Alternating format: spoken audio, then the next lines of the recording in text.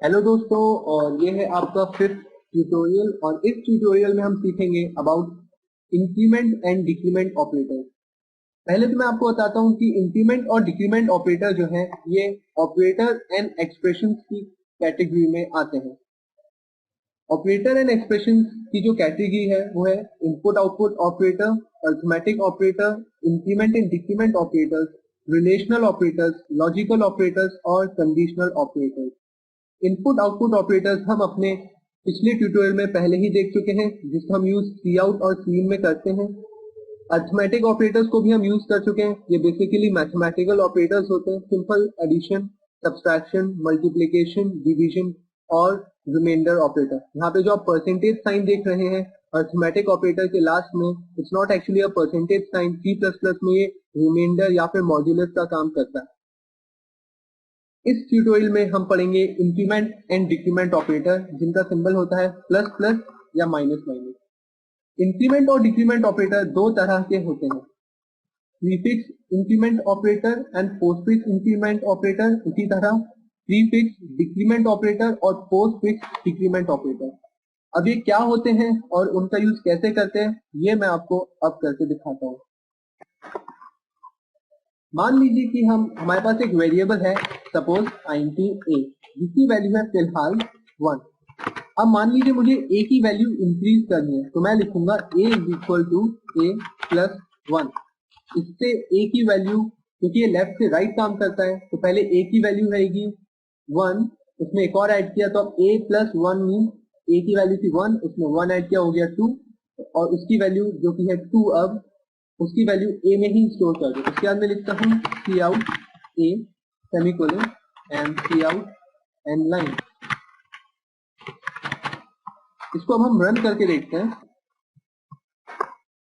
Run. आप देख सकते हैं पिछली बार की तरह ही आउटपुट आया। a जिसकी वैल्यू थी 1, उसमें हमने इंक्रीमेंट किया, प्लस प्लस a मीन 1 का इंक्रीमेंट करें, और अब a की वैल्यू हो जाती है 2, इससे आया 2। सेम चीज मैं आपको करके दिखाता हूँ पोस्टफिक्स से। हम लिखते हैं a प्लस प्लस, क्योंकि प्लस प्लस या फिर इंक्रीमेंट ऑपरेटर का सिंबल मैंने a वेरिएबल के बाद लिखा है, इसलिए कहलाएगा पोस्टफिक्स। इसको हम एग्जीक्यूट करके देखते हैं, और इस बार आप लोग आंसर ध्यान से देखिएगा।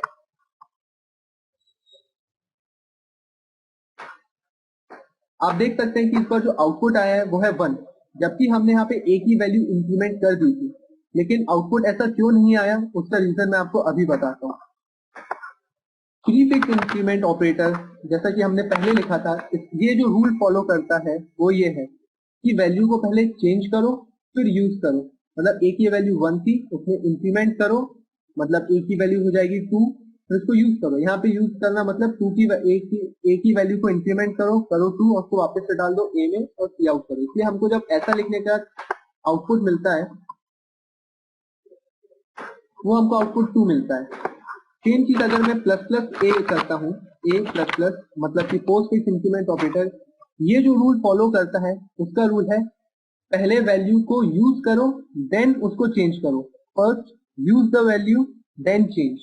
तो ये क्या करता है, ए की वैल्यू है 1, पहले तो उसको यूज कर लेता है, मतलब ए की वैल्यू थी 1, उसमें इंक्रीमेंट का ऑपरेशन बाद में करेगा, पहले उसको यूज करेगा। मतलब ए की जो 1 की वैल्यू, उसको फिर से ए में ही डाल दी, मतलब ए की वैल्यू 1 ही है। उसके बाद उसको मेमोरी में उसने चेंज कर दिया, यूज करने के बाद चेंज किया। यहाँ पे जब हमको आउटपुट मिलता है वो वापस से 1 मिलता है। आप देख सकते हैं यहाँ पे आउटपुट मुझे 1 मिला है। उसने पहले यूज किया, उसको इंक्रीमेंट किया, और फिर से उसको सी आउट किया, और हमको आंसर 1 मिला। अभी मैं आपको सेम चीज यहाँ पे करके दिखाता हूँ ऐसे। b is equal to suppose b। इस बार अब आप आउटपुट ध्यान से देखिएगा, ये आपको ज्यादा अच्छे से एक्सप्लेन करने की मैं आपको यहाँ पे कोशिश कर रहा हूँ कि पोस्ट इंप्लीमेंटेशन एक्चुअली काम कैसे कर रहा है। आप फिर से देखें एक बार ध्यान से, मैं करता हूँ ये। उसके बाद फिर छोटा स्पेस देके मैं डिस्प्ले कराऊंगा ए को। अब आप ध्यान से देखिएगा, क्योंकि यहाँ पे मैंने पोस्ट इंक्रीमेंट ऑपरेटर का यूज किया है। ए की वैल्यू है 1, ए को पहले यूज करो, मतलब ए की वैल्यू जो थी 1, उसको डालो पहले बी में, तो अब बी की वैल्यू हो जाएगी 1। फिर यूज करने के बाद ए की वैल्यू को इंक्रीमेंट करो। अब ए की वैल्यू को जब हम इंक्रीमेंट करेंगे तो ए की वैल्यू यूज होने के बाद होगी इंक्रीमेंट, तो हो जाएगी 2। तो जब हम यहाँ पे सी आउट देंगे तो हमारा डी जिसकी वैल्यू है 1 आउटपुट आना चाहिए, थोड़े से स्पेस के बाद 2 आउटपुट आना चाहिए। हम इसको एग्जीक्यूट करके देखते हैं और जैसा कि एक्सपेक्टेड था आउटपुट आया 1 एंड 2।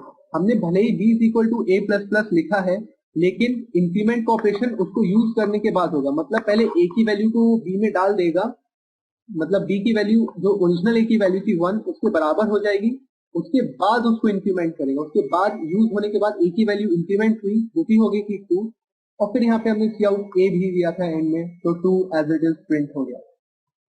सेम चीज पोस्ट फिक्स और प्री फिक्स डिक्रीमेंट ऑपरेटर के साथ भी चलती है। मैं आपको करके दिखाता हूँ। माइनस माइनस, तो पहले a की ओरिजिनल वैल्यू थी 1, उसको पहले यूज करो, मतलब a की ओरिजिनल वैल्यू 1 को पहले b में डालो, मतलब b की वैल्यू हो जाएगी यहाँ पे 1। उसके बाद उसको डिक्रीमेंट करो, मतलब a की वैल्यू 1 से डिक्रीमेंट करने पे हो जाएगी 0। हम इसको एग्जीक्यूट करके देखते हैं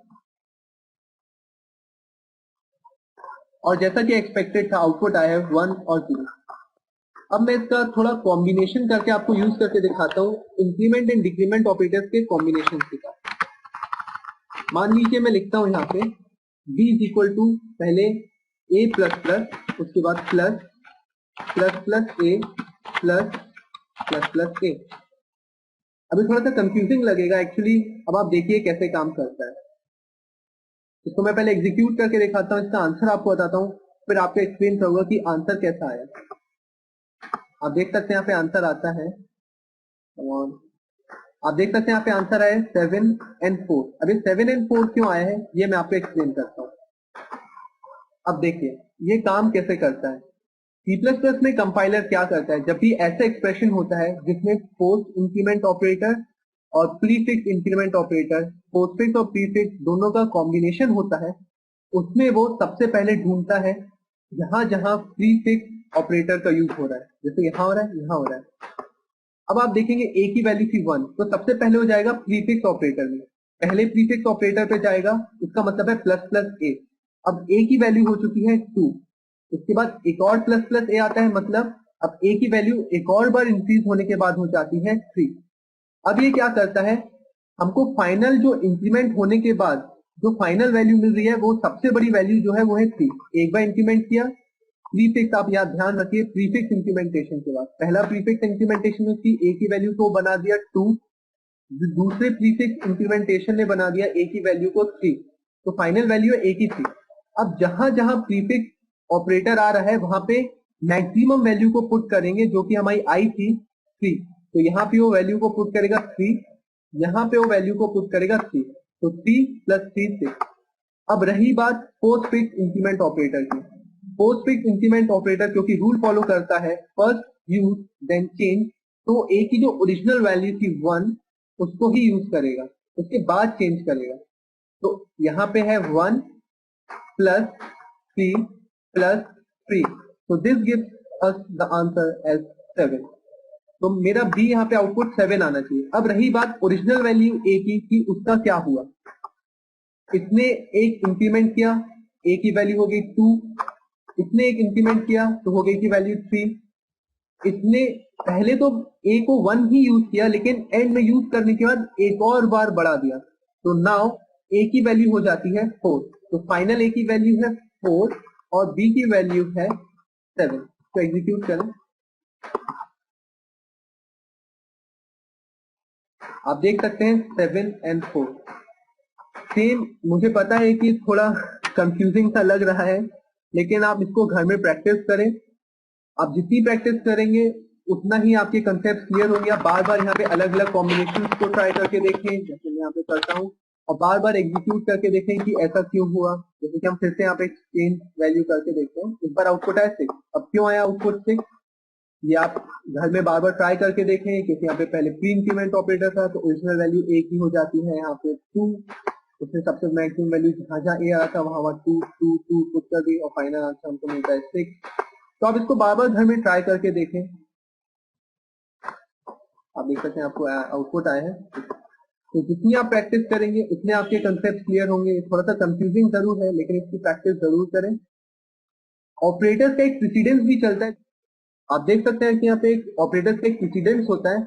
सबसे हाई प्रेसिडेंस जो होता है वो होता है पोस्ट इंक्रीमेंट या पोस्ट डिक्रीमेंट ऑपरेटर का, उसके बाद प्री इंक्रीमेंट या प्री डिक्रीमेंट ऑपरेटर का, उसके बाद मल्टीप्लीकेशन जो हमारे सिंपल अर्थमेटिक ऑपरेशन है जैसे कि मल्टीप्लीकेशन, डिविजन, मॉड्यूलस, उसके बाद प्लस माइनस।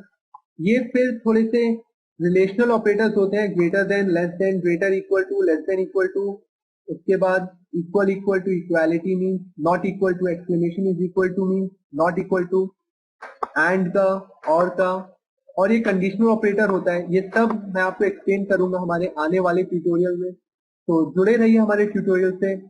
होप आपको समझ में आया होगा। Thanks a lot.